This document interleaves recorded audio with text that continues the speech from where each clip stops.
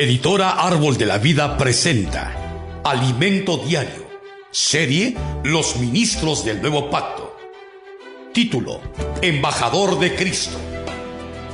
Título de la semana: El Hijo, heredero de todas las cosas.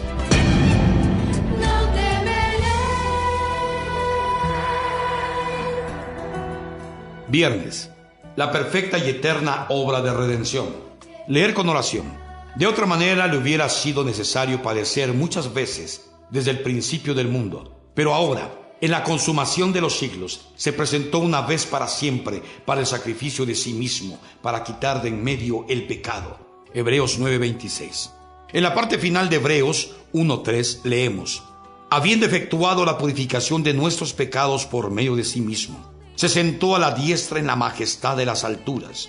Eso quiere decir que el Hijo se humilló, se despojó, dejó su gloria en el cielo para hacerse un hombre y hacer la voluntad del Padre. Filipenses 2, del 5 al 11. Él obedeció a Dios Padre y murió en la cruz para concedernos el perdón de nuestros pecados y rescatarnos para Dios. Por eso Dios lo resucitó y así Jesús llegó a ser el autor de nuestra salvación.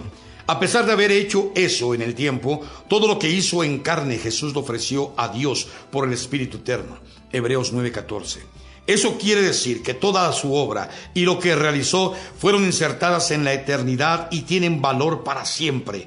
En Apocalipsis leemos que el Cordero fue inmolado desde el principio del mundo. Apocalipsis 13:8b. En el tiempo, Él fue muerto hace 2000 años, pero como todo fue ofrecido por el Espíritu Eterno, está disponible tanto en la eternidad pasada como en la eternidad futura.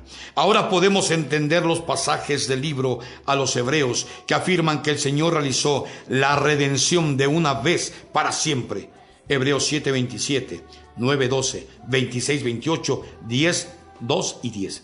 Basado en ese hecho, al mirar la sangre de los animales derramada durante el Antiguo Testamento, Dios acordaba de la obra de redención de Cristo, que ya estaba disponible en la eternidad pasada, porque había sido ofrecida por Jesús mediante el Espíritu Eterno. Por eso, en aquella época, los pecados podían ser cubiertos, pero aún no eran quitados. Hebreos 10:11. Los sacerdotes del Antiguo Testamento ofrecían una vez tras otra los mismos sacrificios animales, pero el pecado no era quitado, sino solo cubierto. Bienaventurado aquel cuya transgresión ha sido perdonada y cubierto su pecado. Salmos 32:1. Cuando Jesús murió y derramó su sangre, Él quitó de una vez por todas nuestros pecados. Juan el Bautista, apenas vio a Jesús por primera vez, dijo: he aquí el Cordero de Dios que quita el pecado del mundo. Juan 1:29b. Aquí no dice que cubre el pecado del mundo, no. Él es el Cordero de Dios que quita nuestros pecados de una vez por todas. Querido lector, ¿usted carga alguna culpa por lo que hizo en el pasado? ¿Aún sufre por errores y fallas cometidas? Sepa bien que cuando se arrepintió y aplicó la sangre del Señor en su vida, Dios ya no se acuerda más de lo que usted hizo, pues todas las manchas de su pasado ya fueron quitadas de una vez por todas por nuestro amado Señor Jesús.